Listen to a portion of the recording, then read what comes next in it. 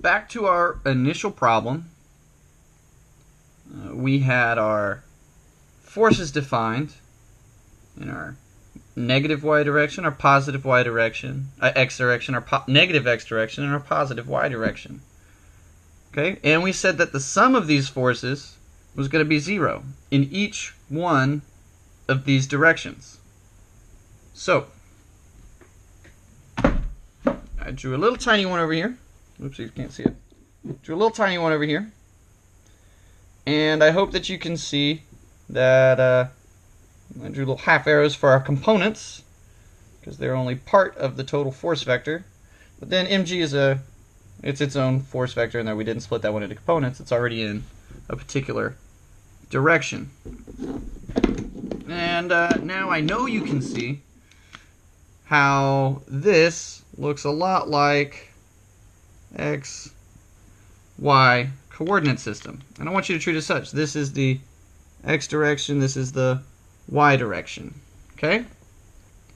So let's do something simple. If the sum of the forces equals 0, let's look at exclusively the x direction first. Sum of the forces in x equals 0. All right, and what does that mean? It means that 0 equals T1. I'll write them in the colors that they are, so everything can be nice and pretty.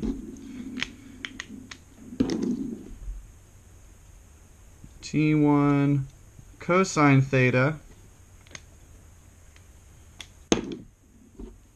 Now, this is the part where it gets tricky, because I said sum, right? So let's just use that.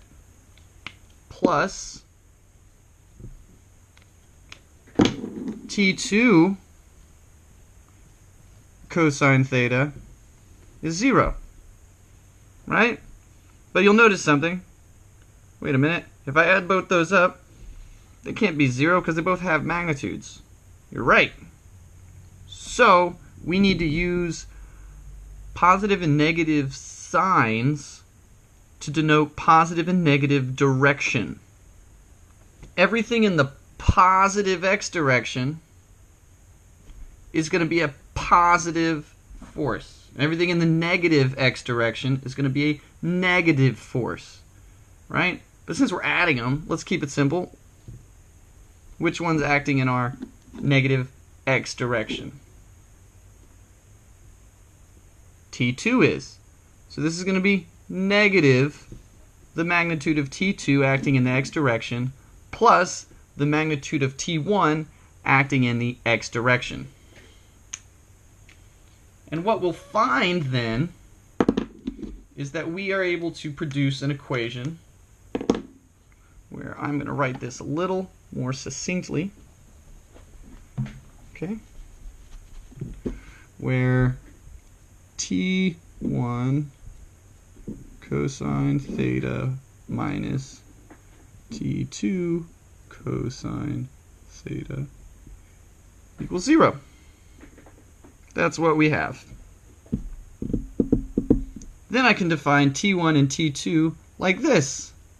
T1 cosine theta equals, if I subtract this over to the other side, T2 cosine theta. And what we can find then further is that since these angles are the same, T1 equals T2, which kind of makes a lot of sense considering that they're the only forces that are acting in the x direction.